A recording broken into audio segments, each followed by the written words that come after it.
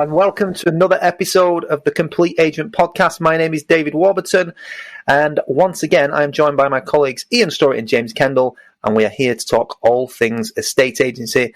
Lads, how's your week been? Ian, I'm going to come to you, because once again, you are on holiday. Where the hell are you, and what have you been up to? In Mallorca. We only got here yesterday, but... Yes, back in Mallorca, just for the end of the summer holidays. So the kids go back to school a week on Monday. So we've come back for 10 days. I'm just trying to pack in the holidays while they're little. You know, Martha's 9, Freddie's 7. Nice, precious years. So I'm trying to pack in the pool time. But no, all good, really. All good. Had an absolutely brilliant couple of days before I left the office. Phil was away as well for the last week. So it was quite busy before we left the office, but we agreed sales. I was just got then 4 pretty much 5 sales agreed in the 2 days part of this week, Monday, Tuesday. Again, it's the gold, you know, one at 325, one at 480, one at 575, one at 500, all 2%. One at 1.3, also 2%, which obviously is amazing, but there aren't as many of those. So the gold is coming through once again. Really feels like one of them in particular, the 325 one, which is very low for us. We have 2 first-time buyers battling it out, and it just feels like things have turned a little bit to me, in particular the mid-range stuff. 2 first-time buyers, all of a sudden, this has been on the market for 6 weeks and hardly anything on it, and all of a sudden we've got people who really want it, and they're both first-time buyers. So I thought that was interesting. And then in terms of listings, again, nothing spectacular, but all good, healthy gold dust stuff. One at 700, one at 600, one at 850 this week. Back end of last week, this week, all 2%. So they're, where the gold lies. We are really finding the higher end is much, much slower. So obviously we have just sold this one at 1.3, but other than that, anything we've got above $1 million is hard work, frankly. There are viewings generally, apart from 1 or 2. There's viewings on stuff, but just no offers. So we've got a couple of strategies in place with clients who are either going to change the price or take it off and go again in the new year with us. On the whole, though, I have to say, on the whole for August, things are really good. We've got Scott, our new photographer, starting in the office. So some of you may have seen on social media, I had this idea for a while of doing like a stories documentary, like a rolling weekly or monthly documentary. So he did the first episode last week, and he's also doing a mini documentary on everyone on the team. So we're going to build a library of those of all the team and put them on the website, and also send them as like a link to people before they sign up with us to sort of meet the team properly. A meet the team page on the website is usually just a load of photographs, isn't it, and a few words. So I really want people to actually meet the team. And then we did our behind the scenes staging documentary day 3-4 weeks ago now, with Mark and Scott, both of them together filming. So we're putting that together as we speak. So that will also go out to people before they instruct us. But no, on the whole, good. We've employed a new sales progressor full time. Good. Starting off it on the 16th of September. So Michelle is going to still be there, but in a bit more of a backseat capacity. So she'll sort of take up the slack. The new lady who's starting is called Hannah. She's got experience, currently works for a new build developer. So she's progressing all of their cases currently. So she's used to like high pressure environment. So she's starting, like I say, in a couple of weeks. But no, really, generally speaking, all good. And I think we're going to have a good run into Christmas, chaps. How about you, JK?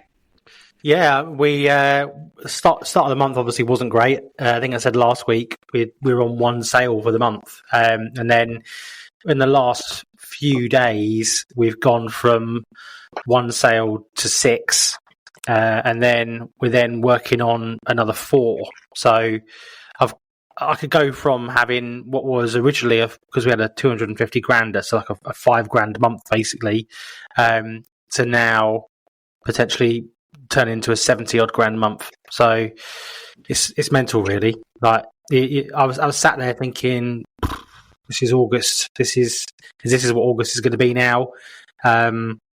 And to be fair, July wasn't great. I think, obviously the previous pods, without trying to put a depressive tone on it, I'd had a bit of a rough ride. I'd had 6 weeks of stuff falling out, sales not coming together.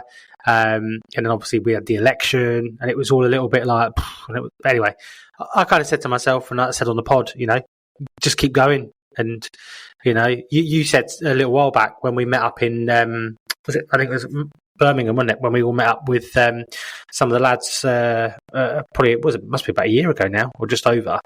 And you went through a period, and you were like, you just tell yourself it'll all be okay. Yeah. And just keep working. Don't sit there and dwell on what's going wrong. Carry on following the process. Keep listing, keep selling, keep working hard, and it will just sort itself out, and it'll be all right. And that is what happens. And I was having this conversation with another agent locally yesterday, and you go on a good run, and it's almost like the property gods go, let's take 2 of those out. You won't be needing those sales anymore. Yeah. And he laughed, to be fair. It obviously had to be there. Clearly funny. But yeah, it was, to be honest, it's one of those, isn't it? If you put loads in the pipeline, you've got to account for some coming out. We've done 24 vows so far this month, which is pretty good. We've got quite a bit coming on still.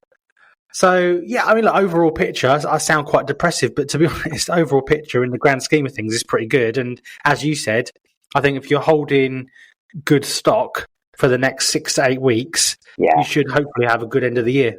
Yeah, I think so. And that's the right way to look at it, JK. Obviously all positive from me at the start of the pod, but I know that, we all know what's around the corner. Something will change at some point, and I'll be feeling like you are. So you just got to keep going.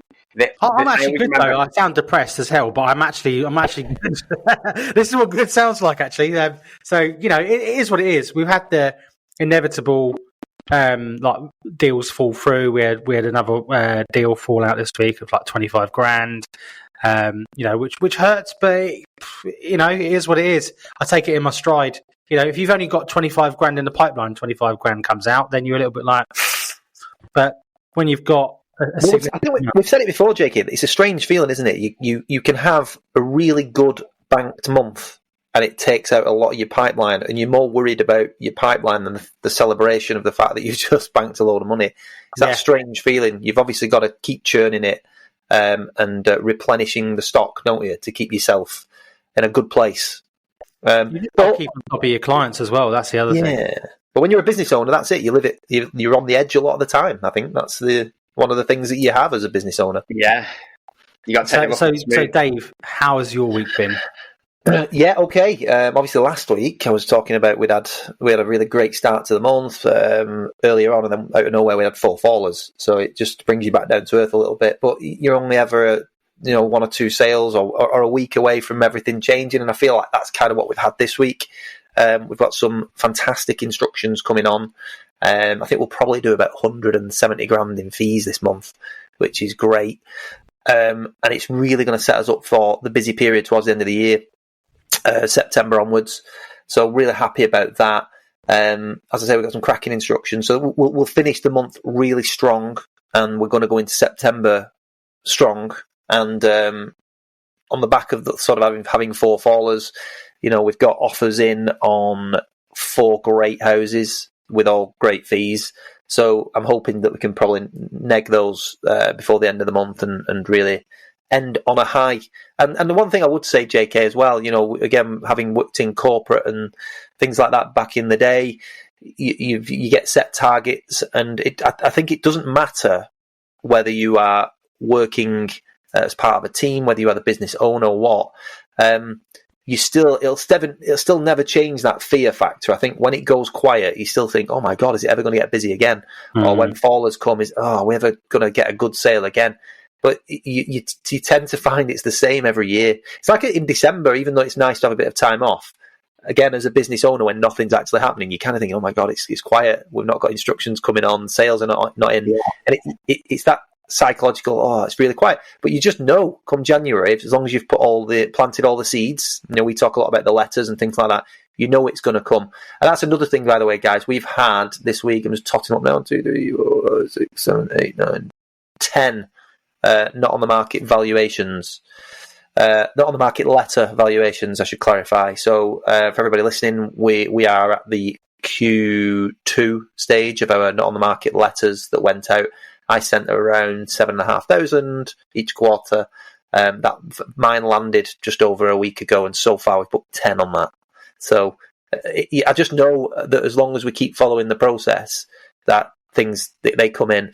And a couple of good conversations as well this week where people have said, I'm on my third letter from you, just waiting to come out. So there's loads of stuff going on, loads of really good stuff. And overall, chaps, yeah, it's been a good week.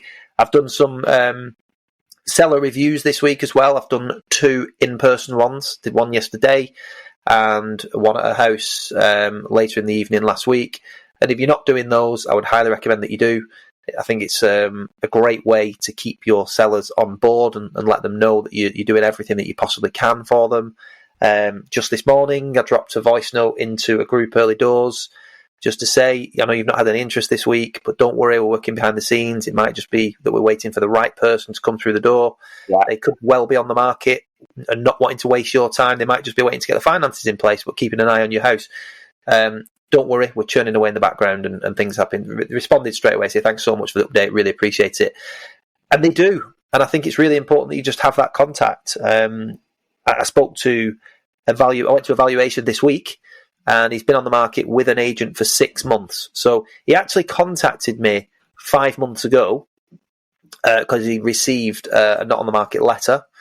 And he said, just interested in your views on the market, what's happening. I'm not really getting any interest on my property in the first sort of 4-6 weeks. So we had a good chat on the phone. And he said, look, really appreciate your time. I'm locked in for 6 months. I didn't realise until I checked my contract this morning. But I'll see how it goes, and then I might be getting back in touch with you. Well, sure enough, 6 months has passed now.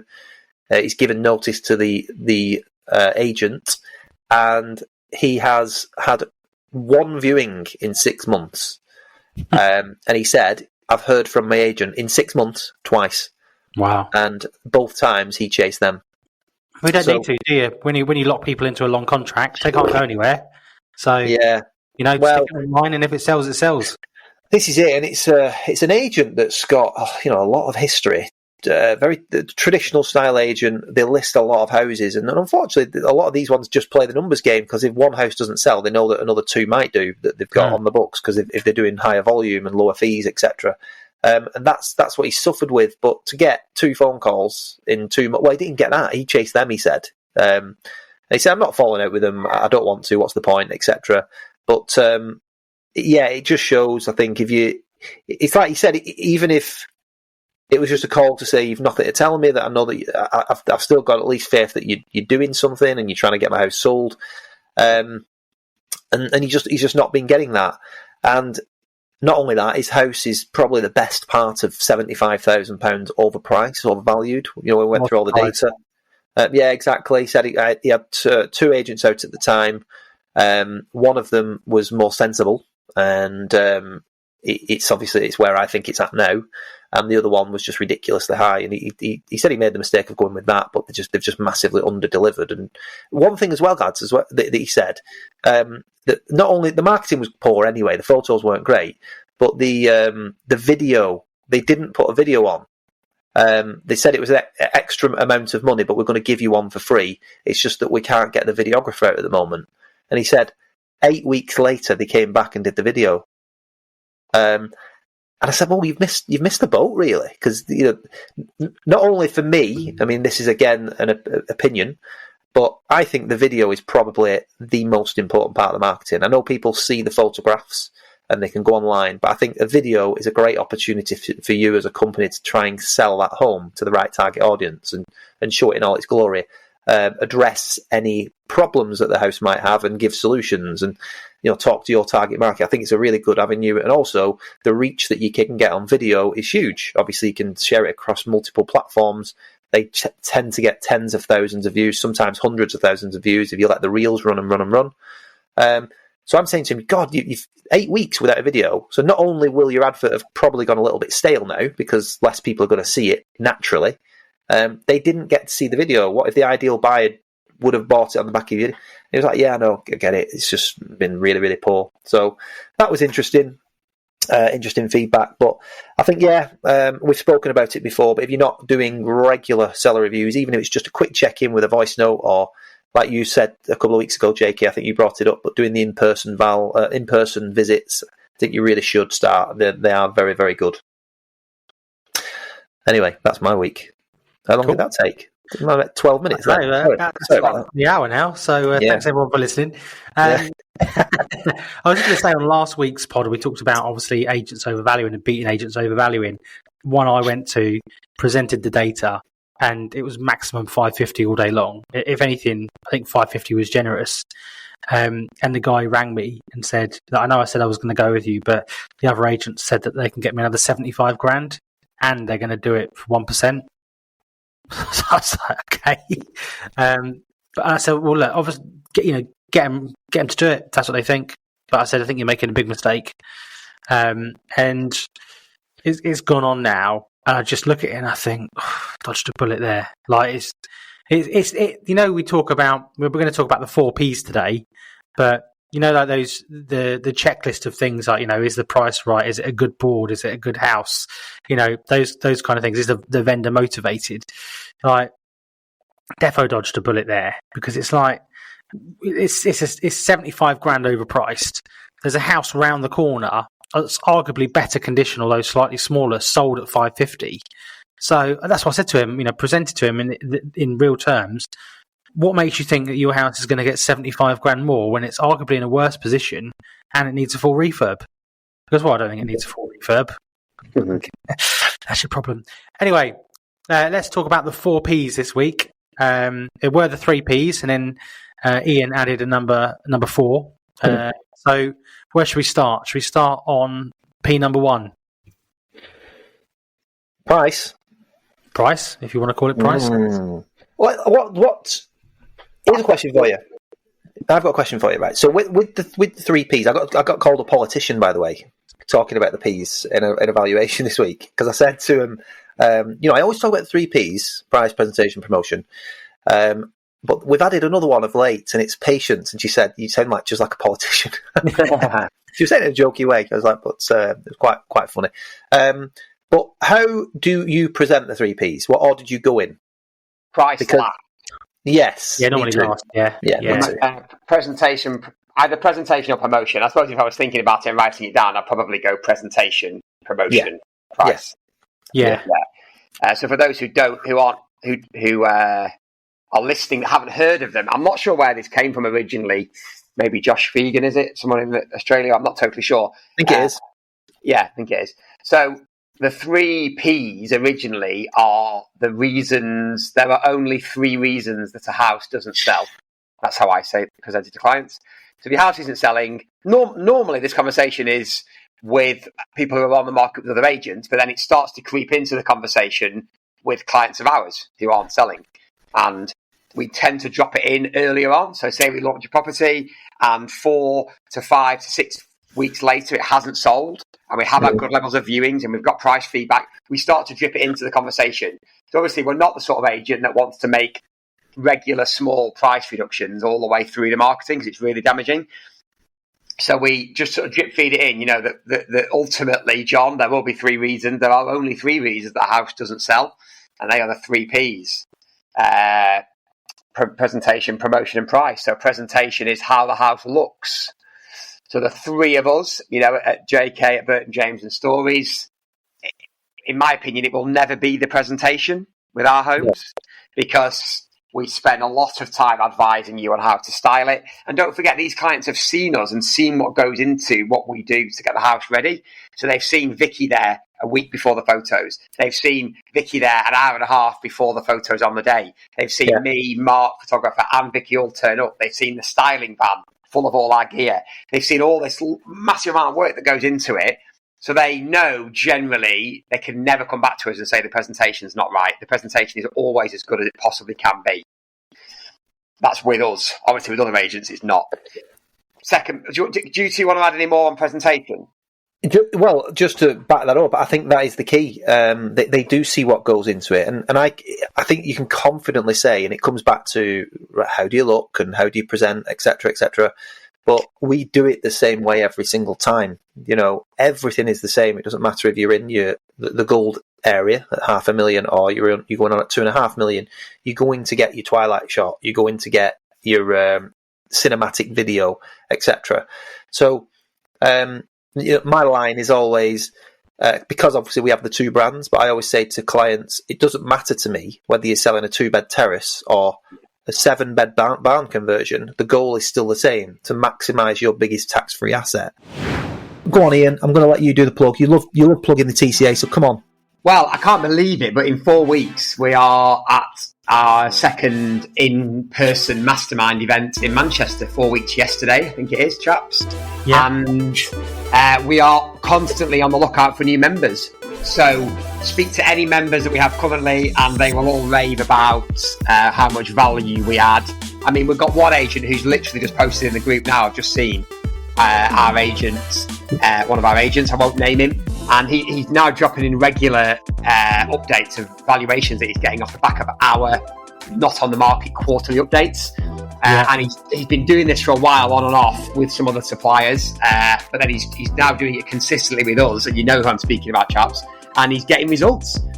So really great, really great example. There's lots of other people I could talk about, but I won't name them personally. Who really give us good feedback all the time. One lady in particular, JK, who messaged us all this week, didn't she, to say how great for everything that we're doing for them. So we believe that at $497 a month, it's extremely good value for not only the content that we give you that gets you into the houses, but being part of a network of all these people together sharing ideas. The three of us in there, you're getting 3 different businesses in 3 different parts of the country, all selling mid to higher end homes at average 10 grand fees, and you're getting it all, and all that support and content for $497 a month. I think it's extremely good. The goal is still the same, to maximise your biggest tax-free asset. So we have to get this right. By the way, that's a good point, that Dave, because there's an agent near us who is trying to copy what we do, but they still don't get it right. So they're not consistent with doing the same thing across everything. They still sell some homes that we wouldn't sell. Like they've just put one on recently and it hasn't got a twilight, because it's a 250 grand house. Things like that. So they're the sort of agents that will lose clients more than we will, because they're not doing the same thing. So those clients can look at them and say, well, the presentation on that one there at 600 grand is better than the presentation on mine. Why aren't you doing the same thing for me that you're doing for them? Absolutely. Great point. You never want that room for them to ever say to you that the presentation isn't perfect. Yeah, I had one this week, funnily enough, evaluation that I did, I think it was all yesterday actually, but it's a really nice house, but it is like borderline whether I'd put it on the top end brand or the mid-range brand or a resi brand. But it is a really nice in a great area. So when we went through everything, she was sort of saying, what about if I didn't have that and I just had photographs and I just had a different type of video, or we didn't do twilight and all that. Yeah. And it was interesting to hear that. And I said, look, I don't do sort of put together packages. My job is to get you the best possible result, and make as many people see it as possible. This is how to do it. There's only one way to do it. And like I say, I don't care if I'm selling a 2-bed terrace or a 7-bed barn conversion. You need it to be done a certain way in order to get the best possible result, which is why we consistently perform this way and approach it this way. It's all about you. And another point that I was making to her is, the minute you start trying to dilute the proposition and get less and sort of pay a smaller fee, the minute you start probably taking less for your house, because the agent representing you doesn't have a marketing budget. So if somebody's like charging 0.5% to sell the house, they've got to make a profit out of that, and they've got to spend to market your home. So again, we talked last week, didn't we, JK, about light bulb moments. And I don't think you should be afraid of talking about that, because ultimately we're not just charging 1.5% to 2% fees to make 1.5%, 2% profit, whatever it is, the full profit. It's not all profit. We have to spend an awful lot of money marketing your home. So the margin's not what you think it is. You some people will say, oof, that sounds expensive.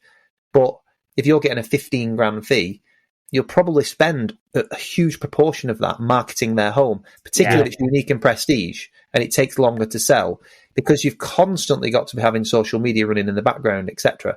And how often do you go and see clients? This one yesterday, which is the one that I've just told you about, where they've not had any comms for 6 months and they've had one viewing.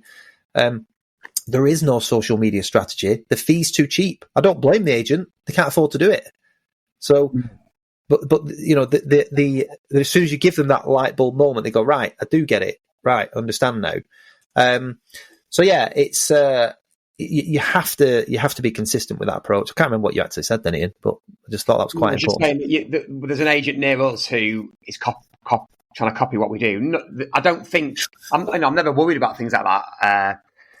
But I've just sort of noticed it. But I also noticed that they're not consistent across. Yeah, it won't be. That's the thing that we've had like near us, where the people have started copying the videos that we do, but then all of a sudden they realise how expensive the videos are to do, and they go, "Oh, we'll just do it ourselves on our phone on the next one." You know, they're selling a £1.5 million house with, you know, and they haven't even got a gimbal. So if you're listening, guys, which you probably are, get yourself a gimbal, because it's shaky. Like they're like they're holding their phone. Like, oh, you can't see, it's not a video podcast, but like the phone's all shaky, and it's just like, I get it if you're doing like a preview reel or something like that, because it's supposed to be kind of raw. Yeah. But you know, the polished kind of cinematic video with no microphone, and like, I mean, I don't even think it's done on the phone, to be fair, because I think it's done on an SLR with no stabilizer, and it just looks crap, really crap. And it's, you know, they've started off with one. That's the one they're using to say, look, we'll do a video of your house, and then they're giving you the video off Wish rather than the actual video that, you know. But anyway, there we go. It is what it is. But yeah, presentation's super important. If you get the presentation spot on, then, like you guys said, you know, your clients can never knock you for it. No, that's the point, isn't it? Obviously, creating amazing presentation helps to sell it for a better price, but you've got to have one eye on, you know, never giving the client a reason to leave you, haven't you? You know, I had. Yeah, absolutely right. So I had a chat with a client yesterday. Really nice guy, and he's got £1 million house in a great area that we're in. He's been on it 8 weeks now, and he's had a decent level of viewings actually for £1 million home in this particular area, and it is, to be honest, above probably the market value what he's after. But he spent so much money on it. Like it was a new build only 2 or 3 years ago, and he has since ripped out the kitchen and put a new one in that was £100,000. He's spent £30,000 on curtains and blinds. He's made a bespoke fitting room, you know, dressing room, things like that. He's added so many luxuries for himself that it is now quite a unique property. Even though it's a 4 or 5 bedroom detached home, they live in it as a couple, and 3 of the rooms can't currently be used as bedrooms. So it's very unique. And he spent an awful lot of money on it. So we said from day one, the 3 things that we can control, obviously, and it'll never be the marketing. You'll never be able to turn around to me and say the presentation of this property is not good enough and the marketing is not good enough and the exposure, because we are everywhere and we do things right. Anyway, he sent me a message over the weekend because he did a £50,000 reduction, and at the moment it's had a little impact. And obviously we talked about the 4th P.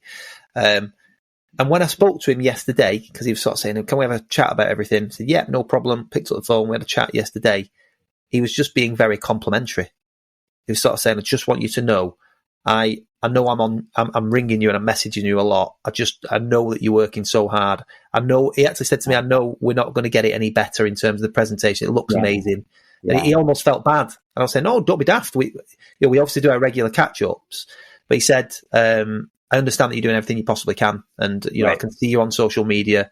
I can see it. I can see the stats now and things like that. So he said, I'm really happy with it all. No, this is an interesting point, Dave, because we had me, Aidan and Holly had a catch-up on our marketing plan last week.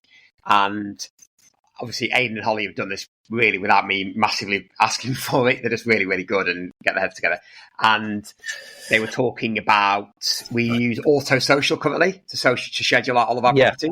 And Holly was saying, because without me even saying it to her, she's saying, well, it's £50 a month in Auto Social, and I'm conscious about the business costs, and can we not find a different way to try and, like, you're amazing, Holly, first of all. But secondly, I it's important that properties go out regularly without you having to think about it, because you want the client to see that happening.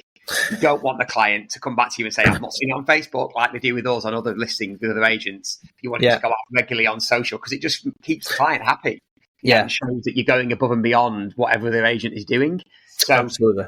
Regularly getting it out on social, which is the second P here, promotion, is very, very important. Very, very important. Obviously, you want to be trying to get it into local groups, and you want to be trying to actually generate inquiries off the social media advertising. But as importantly, I think you want the client to see that you're doing that, because it gives them faith that they're with an agent who's working hard for them. Yeah, well, funnily enough, he quoted yesterday. He said, "Oh no, I know you're doing everything you can. Video views are amazing." He said, I saw it again on TikTok last night. It flashed up in my feed. That's what he said to me, and it's had over 100,000 views. So they just know that you're doing the right thing. That if you do it all from day one, and you obviously everybody suffers with poor clients and bad attitudes and things like that. Everybody's got them, but the majority, I find, are, as long as you have those regular conversations and give them regular insight, the majority overall are happy, and they get what you're trying to do. I agree. We've got one at the minute leaving. We've got one. As I said on the pod 2 weeks ago, we had a couple of clients leave us, and you're always going to get that.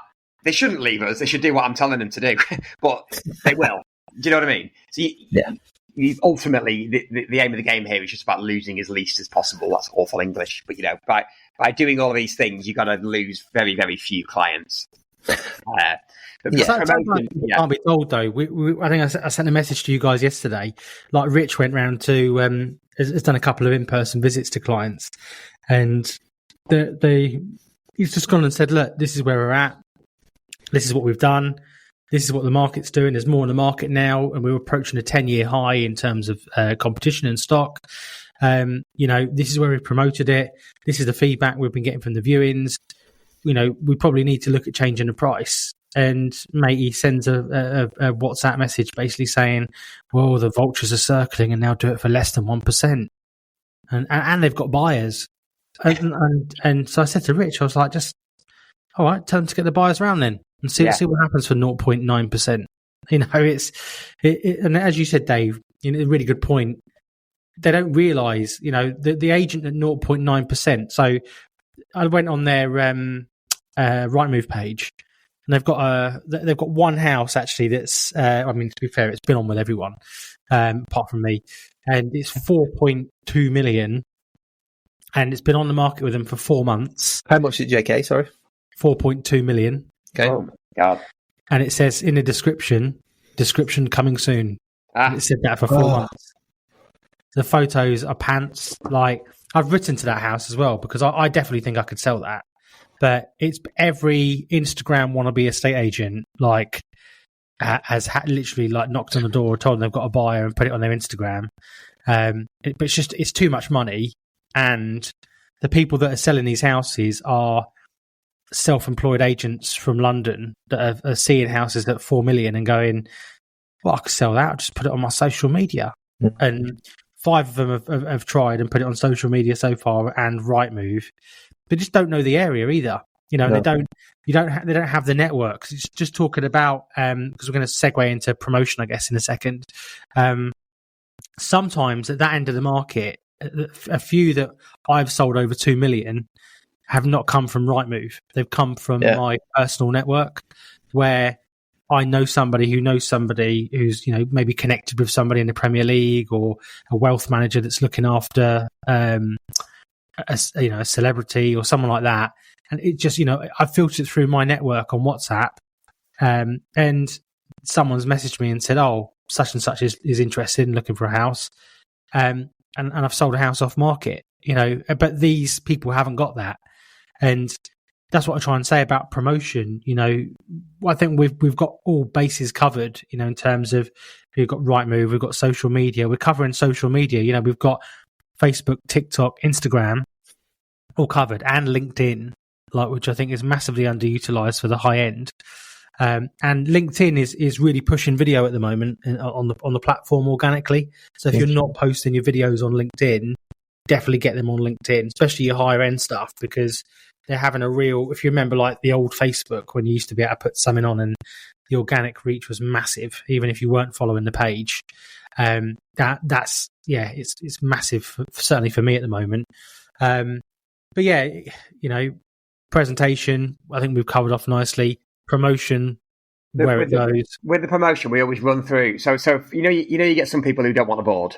The old conversation, all this conversation in the book, isn't it? Yeah. Don't want the neighbours to know. I have one this week. She's keen to sell it and doesn't want the neighbours to know. I was like, oh my God, you need to tell every neighbour every day that it's for sale.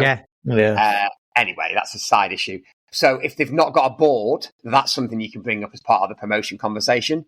So for me, the best promotion is Rightmove, our website, social media, for sale board.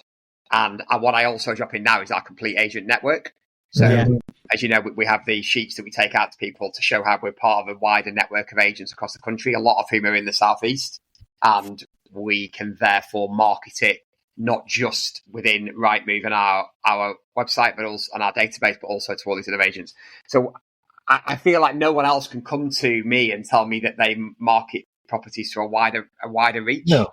Because they can't, and they don't. So if you can cover off presentation and you can cover off promotion, then ultimately it's the price, John. Now, should we just skip past price slightly, because as we all know, it probably is. If our marketing is right, it's the price, isn't it? However, there is a fourth P that I dropped in a few weeks ago called patience, and I do genuinely think it's true. We've got this property here at 325 grand that I mentioned before, which, we're looking at it on paper, I overpriced it. And I wasn't when we did the val, I wasn't as hot on the data loft as I am now. I wouldn't do it now. Anyway, it came on the market. Bottom line is it's too much when you look at other properties in the area. However, we are now, I think we're 8 weeks, maybe even 10 weeks in, 8 weeks, something like that, into the sale.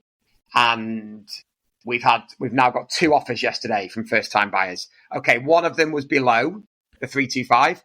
I'm not sure what the other offer is yet, but my point is that if you are patient, it can sell without having to make a change to the price. Yeah. But I think we've been conditioned, though, haven't we, to this COVID and post-COVID marketplace where, if it doesn't sell in the first week, then it will sell in the first 4 weeks. Yeah, not true, is average time on market. Well, no, not anymore. No, average time on market. Rightmove's graph from the latest data was about 60 days or 61 days. Yeah. So, that's 2 months, and we're not used to that sort of lead time. No, and that's the average, by the way. Average. Yeah. So in reality, a lot of it would be a lot longer than that. We've had some that, again, interestingly enough, where we've launched it at, like 600 grand, for example, and we've got a deal done in 10 days. And we've got other stuff at 325 grand that I thought that would absolutely ping out. It's really well presented, first time buyer house, and we're 50 days in and we've had nothing. Well, we've had nothing. We've had viewings, but no one committal. And then all of a sudden, another 10 days later, it's like the data gods go, we told you so. And then 60 days, bosh, you then get full asking price from a first-time buyer. So, yeah, patience definitely. But also, with sellers as well, not just us, it's also worth articulating that to sellers because, I've got one particular client that's like, well, my last house sold in a week. I was like, be sold in 2021, John. My 7-year-old son could have sold your house in 2 days. Yeah, but it's a great point, though, JK, and that comes down to the educational part and letting people know what was happening back then, because it is a totally different market. You would have had 10 buyers or 10 people knocking on your door in the first 24 hours. There were some instances in 2021 where we were taking them offline because they were so busy, the houses, we couldn't fit any more viewings in. Yeah. So the tables have turned. Stock levels are at an 8-year high. There are less buyers in the market. So you've got to articulate that. And I think, Ian, since you've given the fourth P, which of patience, I've used it pretty much every day when I've been speaking to people. I think it's a really, really valid point. Yeah. And again, we talk about light bulb moments. For clients, it genuinely is. And then what you need to do is back that up with real life experiences, recent ones that you've had. Yeah. We have had one where for 6 weeks this particular listing got absolutely nothing, not a sniff. We then reduced the price in line with where we thought it was in the first place, according to the data. They got one viewing, and that viewer has offered. They've had one viewing, and they have now sold. We've had another one. I was speaking to a client on the Resi brand last week, and he's a really good guy. He's done quite a few developments with us. He got 7 viewings in his first week, and he was obviously thinking it's sold, as we all were. You get 7 viewings on an empty house. It's gone. It's gone. Yeah. We got one offer, which was below market value, and they weren't in a position to move. And he's for the next 3 weeks, he's not had anything, not a sniff. We were talking last week, and I was saying to him, "Look, Phil, I get what you're saying. We've got to listen to the feedback, and it is what it is at the moment. But you've been with us such a long time now. We're doing everything." He said, "Yeah, I know you are, Dave. I know you are." Da da da. So I'm just so gutted. Da da da da. Out of nowhere, 3 viewings one day, and it's now in a position where it's probably going to go under offer. So I've been saying it regularly, using these examples, and it's how you articulate that. And you say, right now, we're in a transitional period. We've gone through the purple patch where everything that we put on the market was listed, sold. That's not the case anymore. It's a little bit more normal.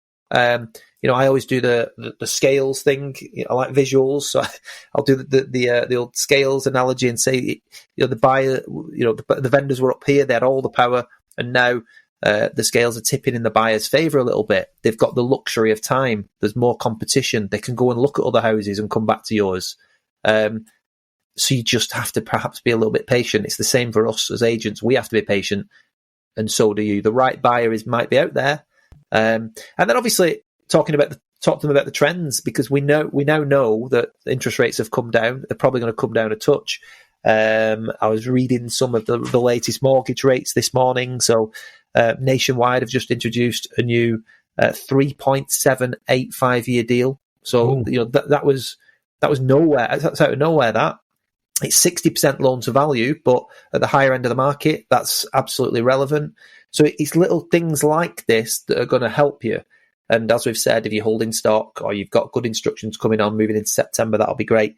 But once again, when you're having the chat about the 4 Ps and patience, it's how are you articulating that? You don't want to just say, you need to have patience, John.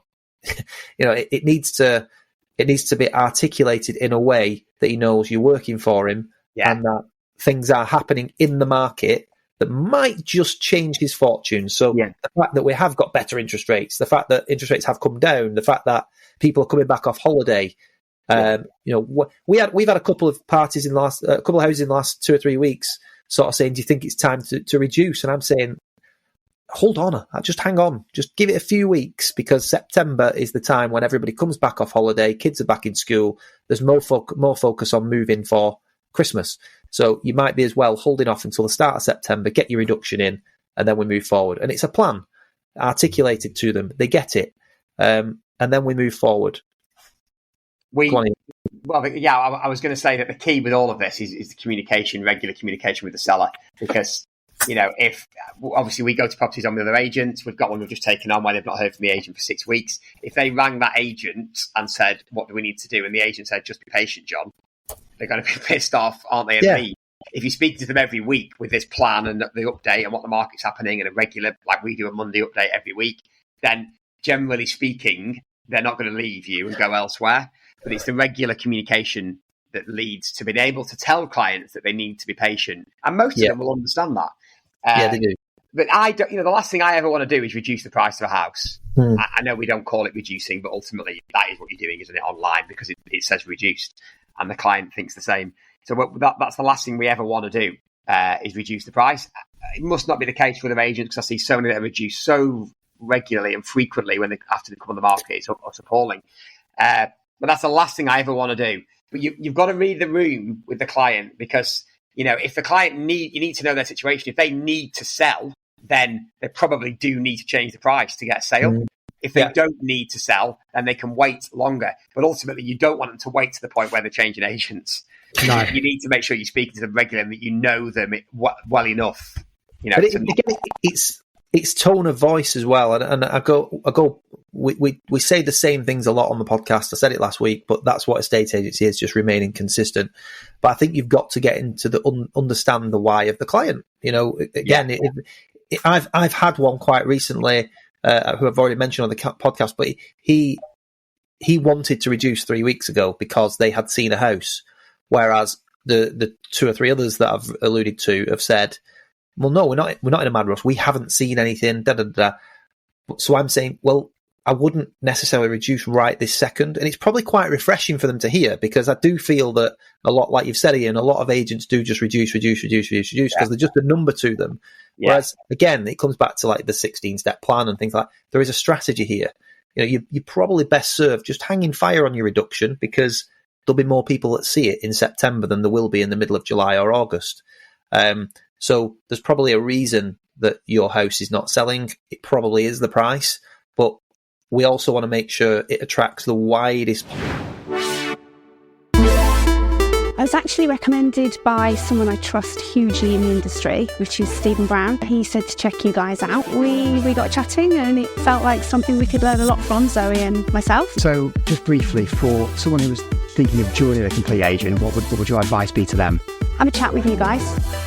Make sure it's right for them. Make sure they're going to get what they think they're going to get, or what they're actually looking for, and then do it. We also want to make sure it attracts the widest possible audience and gets the most eyeballs on it at the right time. And that might be at the start of September, when the kids are back at school and people are off holiday and are now in a mode where they're thinking about property again. However, if you are in a desperate situation where you do need to get it sold, then let's come up with a slightly different strategy. But again, if you're having regular contact and you articulate it well, tone of voice is very important, rather than sort of exchanging texts or just avoiding the issue and then ringing them in 8 weeks' time or whatever it is. I think you've just got to be honest. And like I said to this client the other day, who was being very complimentary of us, I was saying to him, look, Rich, there is no silver bullet here. I've not got a magic potion where I can all of a sudden come up with an amazing new strategy that's going to get your house sold. Yeah. I don't want to sit here and lie to you. We have one that's come off the market today, and it's a lovely property, lovely house. It's probably the price ultimately, but we have quite a lot of viewings on it. It's over for the pound per square foot. It's another one that I put on before I used Dataloft as well. Anyway, it's had quite a lot of viewing. I've quite got interest in it. A couple of people keen, but they're saying that the price is not enough. The price is too high, and the seller has taken it off. Now, I'm maybe not overly bothered about that really, because they're quite high maintenance, and sometimes you just think, well, that's fine. Good luck. I'll go.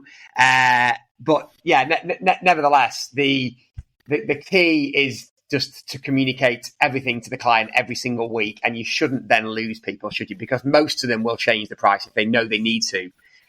I also think, Dave, the other thing I was going to say was price feedback. Yeah.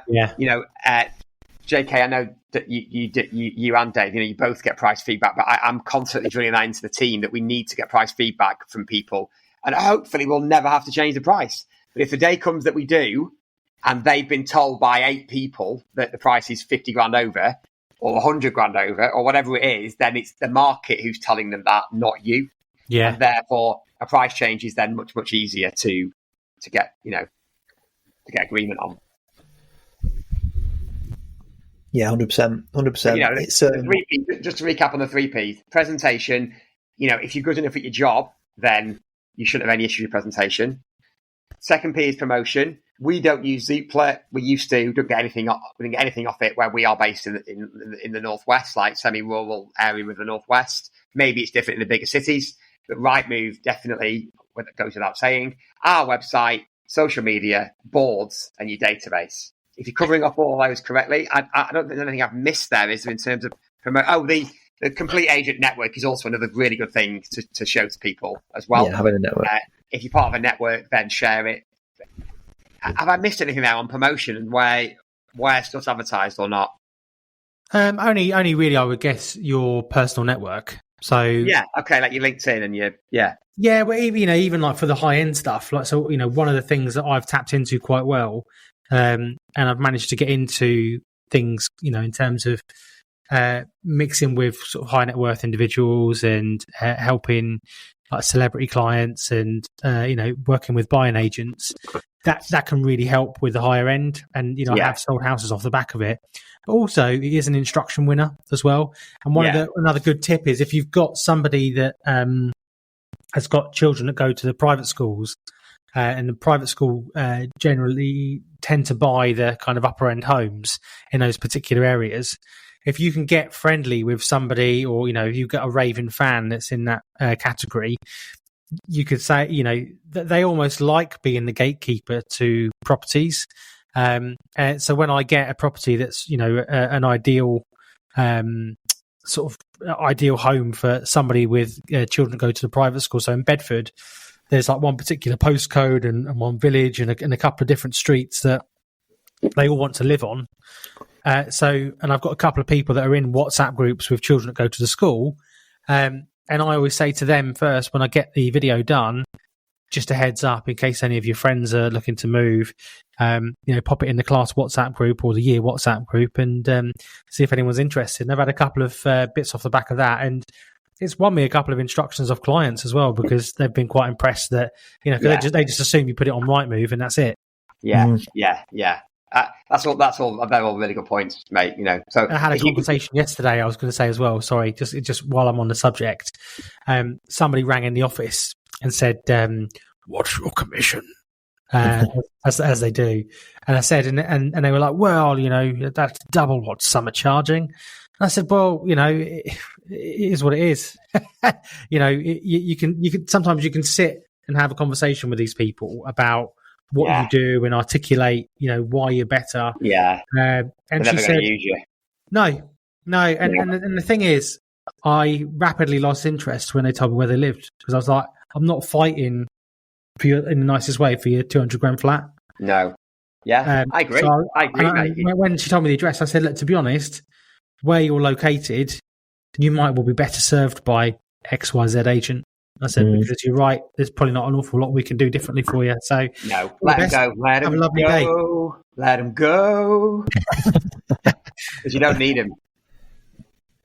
I think it's just the way it's articulated to people, guys. Again, about with the promotion and where you're putting it. I think you really need to spell it out, and you have to have a strategy for everything. Obviously, you're on Rightmove, Zoopla, Prime Location, whatever you might be on, all these different websites that are the biggest portals in the country. But what else are you going to be doing?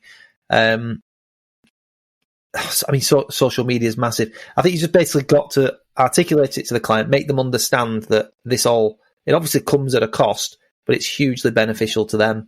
I think some people perhaps struggle with that when it comes to fee sometimes, and they're not actually getting across what they do.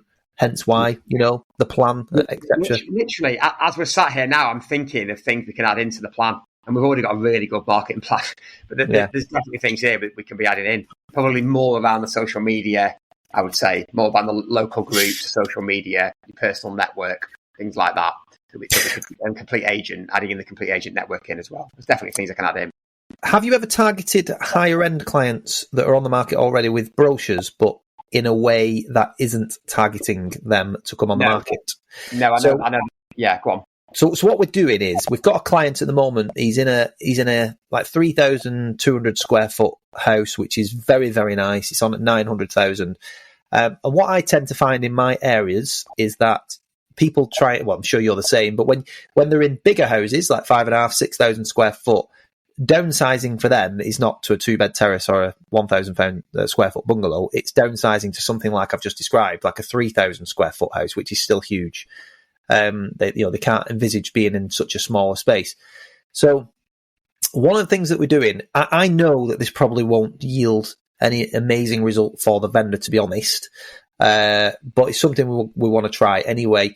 We're going to be writing to the higher value stock and the bigger houses that are on the market in a kind of on the market format, but rather than being a letter that is sort of saying, you've been on the market now for 20 weeks. Have you thought about changing your estate agent? What we're going to be doing is sending them the brochure of the property that we have, just inquiring as to what they are looking to do. So are you looking to downsize? Perhaps you might have considered this property that we have and sending that out. So what it does is cover two bases in a way. So as the agent, it's just an extra layer for me to say, this is something we've tried for you.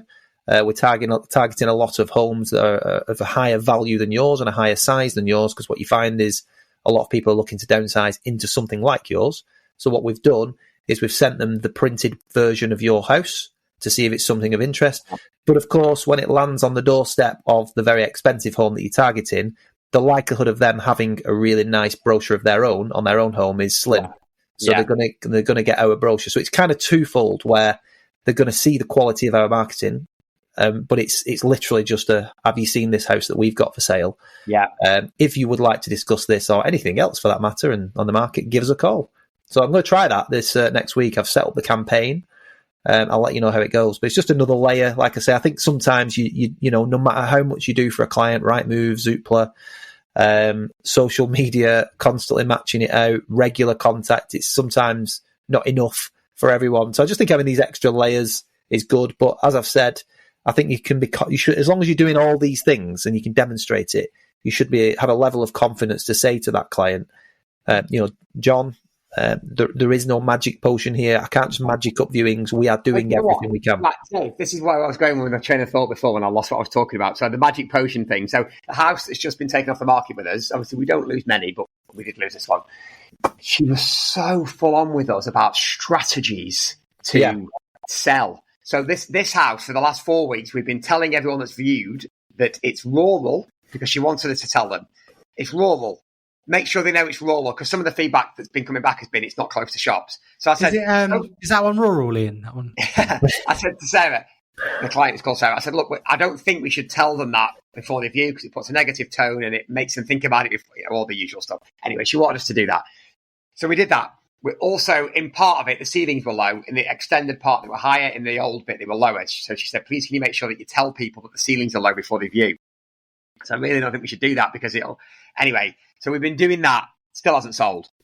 I said, look, I really think we need to change the price. I really think we should change it to offers over whatever that figure was going to be. I said we could even remove the land, take the land out of the sale so that Rightmove will let us put it back on as a new listing. Don't include the land, just include the house if you want, just to get it on that new Rightmove price point. Anyway, it went on and on and on, and she thought there was a magic pill. And I just couldn't tell her strong enough that there isn't a magic pill. It's the marketing's right, it's the price. Or you wait. And I just thought... I think you should have marketed it as a rural property. Was valid, because there isn't one, is there, sometimes? Or maybe there isn't ever one. Marketing it as a rural property would clearly have worked. Not. Yeah, tell them list it as a rural property with low ceilings. Yeah. I do think you need to have a few things in your armoury. I mean, everything you've just said is absolutely spot on, but there's a few little hacks, isn't there? Like, JK and Ian, I know you've done this for a while, but you've been changing the descriptions, JK, as well, on some of your properties, rather than having the address as the first thing they see. It's like, stunning barn conversion with equestrian facilities. Take a look, or to draw people in. Like I've said to you, that little thing that we're doing for this particular client, you sometimes have to have that. But there's no pleasing everyone. As estate agents, we all know that the most people will see this on the likes of Rightmove. We know that, because that's where all the active buyers are looking. You'll get a lot of passive interest on the likes of Facebook, TikTok, LinkedIn, etc., Instagram. But in reality, we know it's all usually going to come from the same place. It's just about how well are you presenting that, and then looking after the client. But for some, they will need to go and do that. We lost one 2 years. I say lost one 2 years ago. So 2 years ago, we were selling a property and it had loads and loads of viewings, and it was consistent feedback. It was a really tough sell, busy main road. It was quite close to a pub. It had a lane going down the back of it, and the feedback was just always the same. It was like, it's a bit too close to the pub. The main road's busier than I thought, or not quite keen on that lane at the back of it. What will people be doing at night? Will kids be hanging around the back garden and things like that? Same things that you can't change. We can't pick the property up and move it. And eventually, after we must have done 30, 35 viewings on it, something like that, eventually said, look, thanks so much for everything you've done. We're going to give it to another agent to give it a try.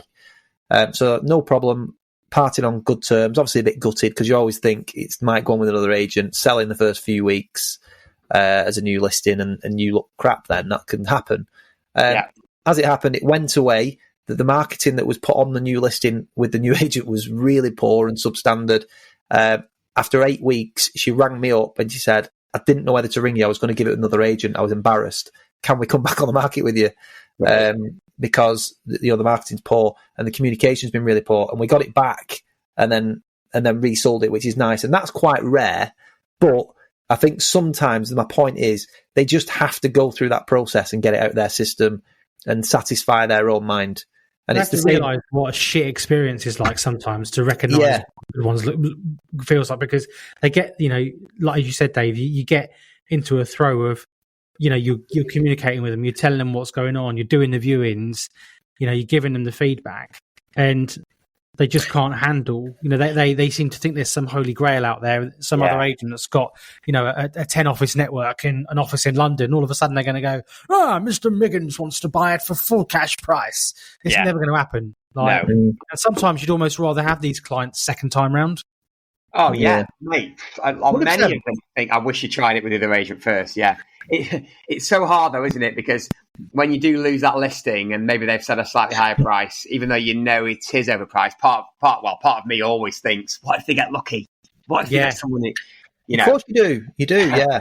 I've got a couple at the moment where they went on and I genuinely started doubting myself, thinking I've looked at the wrong data here. But we're now 3-4 months on and they're not getting a sniff. They're still there. Yeah. And I'm just waiting in the wings, and I'll keep in touch with those 2 clients. And I'm, the conversation will be, don't reduce. If they're that confident, they'll get you 980 when it's only worth 750, 800. Yeah. Then great, good luck to them. But yeah, you do. There is that little bit of doubt that creeps in, but ultimately you've got to back yourself, haven't you? Yeah. Cool. Well, that is the 4 Ps. Yeah. Amongst other things. Amongst other things, yeah. As always, we love to go on a little tangent, but hopefully it's packed full of value. Anything else to add? Just to finish off on that, I think that obviously we know about the pricing, presentation, promotion. Just to really double down on the patience thing, it's so relevant. And if you're not using it right now, I can honestly say from very recent experience, it's going down very well if it's articulated well. You can't, like I say, you cannot say, John, just be patient. Because then he'll be like, what do you mean be patient? You sell my biggest tax-free asset. You articulate it well and just explain why you might need a level of patience. And the reason for me right now is that you've got to articulate what happened in 2021 and 2022.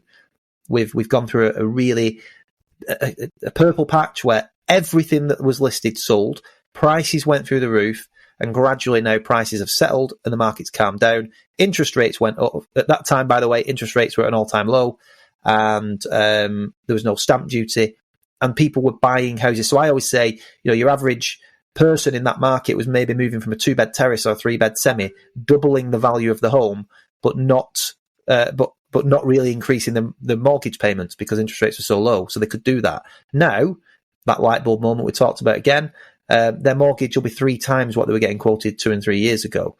So it's more difficult for them to buy these things. So a lot of buyers have pulled out of the market. There's less of them. And stock levels are at an 8-year high. So there's more competition for you, John, as a seller, and the buyers have got a bit more of the power. That's just the reality. That's where we're at. The good news, John, is that we've just had an interest rate drop. Inflation, although it's gone up a little bit, core inflation's down. That's been propped up by utility bills and things like that. There is strong talk of another interest rate drop. Rightmove's latest house price index has come out, by the way, and it's showing that activity levels online is up considerably. So Rightmove, since the announcement of the lower base rate, have seen an activity and number of buyers going onto Rightmove looking for houses. So, John, what we're saying is it's not happening for you right now. You can tell me what your decision, what you want to do in terms of your reason for moving. And if you desperately need to move, we might need to take some drastic action with your price, etc. But if you're telling me that you're okay for the time being, you might just have to be patient a little bit. And it's the same for me, John. I'd love to get the commission on your house. I want to get you sold tomorrow if I can. But I think just a level of patience. Let's just see how the market plays out over the next 3, 6, 9 weeks. Because I do think that September towards the end of the year is a really good time for you. So that's why I think you need a level of patience. Thanks, Dave. Makes total sense. Sense. I was just going to say that it all comes back to, when you're at that level of at that point in the marketing, it all comes back to what you put in your proposal and what you told them originally. So I've been to one this week and I'm doing this more now. I went to one, I think it was this week, Monday before I came, and it's on the market at 1.25. Really nice, desirable village, nice house, although frankly everything needs updating: windows, kitchens, roof, soffits. But it's a nice house in a half an acre garden, lovely village, and it's on at 1.25. She had two valuations at 1.25. The agent who it's on with and Savills. When you look at the pound per square foot data, it's 970 grand, something like that. So, but they paid 850 for it 9 years ago. So when you extrapolate what they paid, it puts it at 1.25. When you look around her now at what's selling, it ain't 1.25. And she's had 4 viewings in 6 months, no offers, crap communication, same old story. So I went in hard at offers over $1 million. I thought the data says it's less than $1 million, but it is lovely. And I think with our marketing, the marketing's also quite poor. I think with our marketing, offers over $1 million, feels like it'll probably get a result. Obviously, she was a bit shocked because it's 250 grand less than what she's on for currently. Oh, you ledge. Alex just bought me a beer. Cheers. Just for everybody listening there, Ian, if you didn't hear that properly, Ian, because we can see him, it's now, what is it? It's 20 to 11. It's 20 to 12 for you. Basically, Ian, Alex has just walked into shot and handed him a beer. Great. It's alcohol free. What's going there? No, so she was quite shocked that it was such a big difference, but she also understood what I was saying. I mean, how can you argue? There's something like 10 houses on in the village at that level. 8 of them haven't sold. They're all that kind of price point per square foot. You know, it's too much money. And I thought, if I don't get this yet, I'm not bothered because it's not going to sell, I don't think. And I have fed them that information that will sit there with them. And when we do get it on, it's going to be very, very well priced, and I think will sell. My point here is that if it doesn't sell, I've articulated the data so well that it's probably less than $1 million. You know, it's probably 950, 970. Yeah. And they cannot argue it, and it's nothing to do with me and my opinion, and that's the key. Yeah, 100%. You are right. It's it needs to be set out from the outset, doesn't it? Yeah. And that will stand you in good stead when you come to have these trickier conversations. But like I say, if it's articulated well, in particular that patience thing, and it's not always applicable, by the way. I think you've got to always be honest on price. Yeah, that's the point. That it's not. Sometimes it is the price, isn't it? Yeah, you've got to be. But I feel like I say, the time is coming where you should be bringing all your stock and saying, right, this is the time now. September, this is your last big chance of the year. Where not your last chance, literally, but there is going to be a lot of activity between now and probably end of October, November. Do you want to be in the market or on the market, as Tom Panas does say? So let's do something different now. Yeah, of course we can change photographs. Of course we can do a recharge on socials, but ultimately your pricing strategy is going to be key. So do we need a new pricing strategy? Do we need to realign your price to get you a little bit more interest? But be honest with them. Like you say, don't just say patience for the sake of patience. If they've been sat there for 6 months with no viewings, be honest with them. Because also you might not want it back. You know, we've got one at the minute it's too much money. You know, hands up, I put it on for too much money.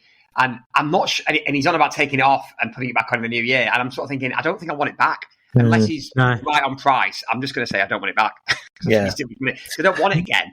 We've got one at the moment that's just trying to come back on with us. And we tried to reduce it before they took it off last time.